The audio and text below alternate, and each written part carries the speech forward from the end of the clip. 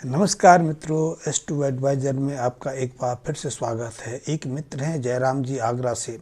वो लिखते हैं कि वो ग्रेजुएट हैं लेकिन उनके पास कोई कामकाज नहीं। कई काम वो करते हैं लेकिन काम बनते बनते बिगड़ जाते हैं और इसके कारण वो घर से पैसा लेते हैं या किसी से पैसा उधार करके कोई काम शुरू करते हैं तो घाटे के कारण वो पैसा भी उनके सिर पर कर्ज के रूप में चढ़ता जाता है। वो अपने जीवन को लेकर बहुत परेशान हैं। उन्होंने अपनी डिटेल्स भेजी है और डिटेल के अनुसार जयराम जी आपकी जन्म कुंडली में 2 ग्रह बहुत ही अशुभ हैं। 2 योग ऐसे बने हुए हैं जो जीवन में आपके में किसी तरह का स्थिरता नहीं आने दे रहे या फिर आपके जीवन में उथल पुथल की स्थिति बनी हुई है। सबसे पहला तो अशुभ योग यही है कि आपके चौथे स्थान पर केतु विराजमान है। जब केतु चौथे स्थान पर विराजमान होते हैं तो व्यक्ति के जीवन में स्थिरता का दौर ही रहता है, तनाव बना रहता है। बनते बनते कामों में उलझन आ जाती है, ये चलते हुए काम पटरी से उतर जाते हैं और ऐसे जातक की जिंदगी जो है वो कुएं में फंसे हुए पशु जैसी हो जाती है। कुएं में फंसा हुआ पशु बहुत प्रयास करता है कि वो बाहर आ सके लेकिन वो आ नहीं सकता, क्योंकि वो उसमें वो सामर्थ्य ही नहीं है कि किसी चीज़ को पकड़ के बाहर आ नहीं सकता। और कुएं की जो मुड़ेर होती है पानी के तल से कई फीट ऊंची रहती है। तो राहु जो चौथे स्थान का जो राहु है वो कई तरह की परेशानियां, कई तरह के कष्ट हमें देता है। दूसरी, आपकी जन्म कुंडली में चंद्र शनि का मेल बना हुआ है। ये चंद्र शनि का मेल भी धन को अनावश्यक चीज़ों पर खर्च कराता है। अनाप शनाप बिना योजना के ही खर्चे कराता रहता है। इसके साथ में स्त्री के ऊपर या ससुराल के ऊपर भी धन खर्च होता है। ससुराल में किसी तरह के फंक्शन निकल आए, किसी तरह की ज़रूरत हो जाए तो आपको पूरी करनी पड़ती है, या फिर स्त्री की ही ज़रूरतों को पूरा करने में आपको अपना धन व्यतीत करना पड़ता है। तो ऐसे में यदि आप अपने जीवन में स्थिरता चाहते हैं, आप कामकाज में सफल होना चाहते हैं, आप अपनी आय को स्थिर रखना चाहते हैं, तो आपको लाल किताब की निश्चित रूप से मदद की आवश्यकता है। लाल किताब के कुछ उपाय करने से निश्चित रूप से आपके जीवन में स्थिरता आएगी। तो ऐसे में सबसे पहले तो आप एक काम करें कि आप चमड़े के बटुए में, चमड़े के पर्स में या लोहे के किसी डिब्बे में अपना धन ना रखें। आपने अपना धन, अपना पैसा रखना है तो चमड़े या लोहे की बक्स की जगह किसी चीज़ का और का इस्तेमाल कर सकते हैं। आप प्लास्टिक की थैली रख सकते हैं, कपड़े की थैली रख सकते हैं, लेकिन जब आप धन को चमड़े के पर्स में रखेंगे, वॉलेट में रखेंगे या लोहे के बक्से में रखेंगे तो आपकी चिंता बनी रहेगी, आपके ऊपर अनावश्यक खर्चों का बोझ बना ही रहेगा। तो सबसे पहले तो आप ये उपाय करें। दूसरा, आप जब भी कोई कारोबार करने लगें तो आप ऐसा कोशिश करें कि आपके रिश्तेदारी में, आपके जान पहचान वालों में कोई आपका हम उम्र हो, आपकी उम्र के समान कोई व्यक्ति हो। ऐसे के साथ यदि आप किसी तरह का व्यवसाय शुरू करेंगे तो निश्चित रूप से उसमें आपको परेशानी नहीं आएगी, आप उसमें सफलतापूर्वक आगे बढ़ पाएंगे। ये लाल किताब के 2 सावधानी आपको अपनानी बहुत आवश्यक है। इसके अलावा लाल किताब संबंधी उपायों में आप 43 दिन लगातार आप चने की दाल लेकर उसको जल प्रभावित करते रहें या किसी मंदिर में देते रहें, क्योंकि कहा गया है कि केतु की अशुभता को दूर करने के लिए बृहस्पति के उपाय ही बहुत आवश्यक है।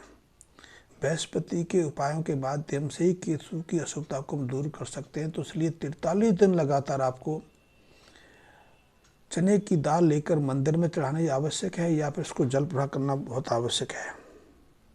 इसके अलावा आपके घर में यदि आपने बड़ी बड़ी मूर्तियाँ रखी हुई हैं, तस्वीरें रखी हुई हैं, घर को सजाया हुआ है, घर को मंदिर बनाया हुआ है, तो ये भी आपके लिए बहुत अशुभ है, क्योंकि ऐसी अशुभता के कारण भी व्यापार में, काम धंधे में कई तरह की परेशानियाँ खड़ी होती रहती हैं। आपका कोई भी काम, कोई व्यापार स्थिर नहीं हो पाता।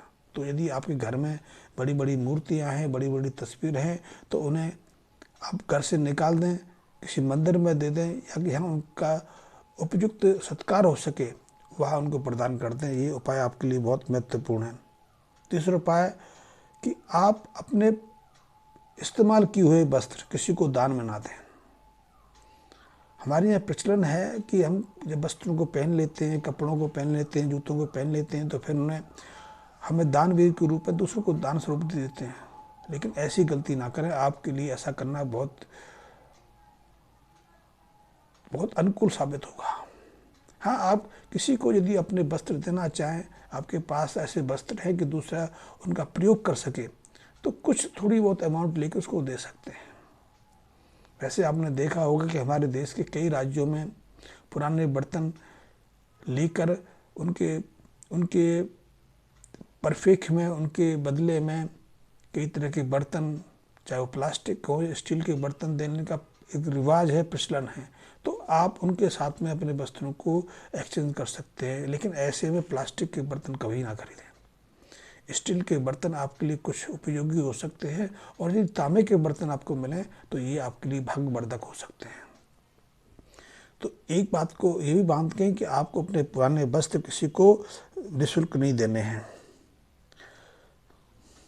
इसके अलावा एक सोने का चौकोर टुकड़ा बनवा लें, 7 पीली कौड़ियाँ ले लें या रत्ती ले लें, उन्हें पीले धागे में बांध, पीले वस्त्र में थैली स्वरूप बांध के अपने पास रखें या अपने पर्स में बना के रखें। ये उपाय भी आपके लिए बहुत महत्वपूर्ण है। इससे आपका भाग्य खुलेगा। आपके जो असफल होते हुए काम हैं, जो चलते हुए काम रुक जाते हैं, या बने बने कामों में किसी तरह की रुकावट आ जाती है, को टोक जैसी स्थिति बन जाती है, तो इस उपाय को करने से वो टोक भी, वो विघ्न भी आपके जीवन से चला जाएगा। आपके जीवन में फिर से स्थिरता आएगी। एक काम और करें, यदि आपके घर में सोने के जेवर हैं, सोने की चीज़ें हैं, तो उन सोने के जेवरों को आपने रखना है, तो आपने उसको हरे रंग के या तो कागज़ में लपेट के रखना है, या हरे रंग के थैली में, हरे रंग के वस्त्र में लपेट के रखना है। आप उसको रुई में रखोगे या किसी डिब्बे में रखोगे तो वो आपके लिए अनुकूल साबित होगा, या फिर सोने का रंग ही बदल जाएगा।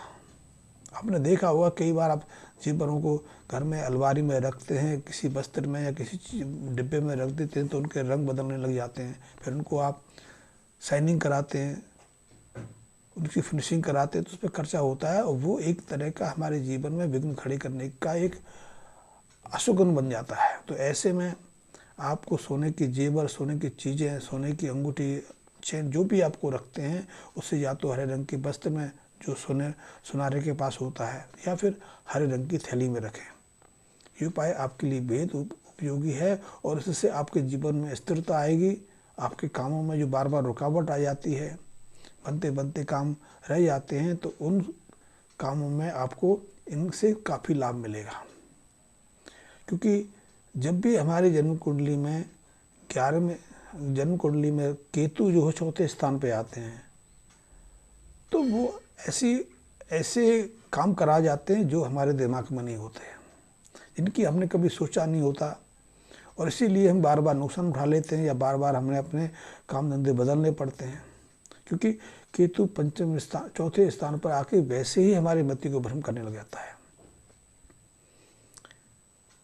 हमारे सामने कोई एक सुनिश्चित निर्णय लेने की सामर्थ्य नहीं रहती है, और जब तक केतु शुभ प्रभाव नहीं देंगे, केतु को हम शुभ नहीं बनाएंगे, तब तक हमारे जीवन में ये अस्थिरता का दौर रहेगा ही रहेगा। तो इसके लिए आपको केतु संबंधी ये उपाय करने बेहद उपयोगी हैं। आप ये उपाय करेंगे तो निश्चित रूप से आपके जीवन में बदलाव आएगा। कि लाल किताब की तो और भी जानकारी, लाल किताब संबंधित तो और भी प्रयोग हैं, और लाल किताब और ग्रहों की स्थिति तो इतनी अद्भुत है कि उसे समझना बहुत मुश्किल है, क्योंकि एक ही ग्रह विभिन्न ग्रहों में जाकर अलग अलग तरह का प्रभाव देता है। एक ही ग्रह एक घर में बैठकर शुभ प्रभाव देता है, तो वही ग्रह दूसरे किसी अशुभ ग्रह में बैठकर हमारे जीवन में बिल्कुल प्रतिकूल स्थितियाँ खड़ी कर देता है, हमारे जीवन में दुख दर्द खड़ा कर देता है। तो इसलिए लाल किताब संबंधी छोटे छोटे उपाय हमारे जीवन में चमत्कारिक, परिवर्तनकारी साबित होते हैं। आप इनका करिए और जीवन में आनंद लीजिए। धन्यवाद मित्रों।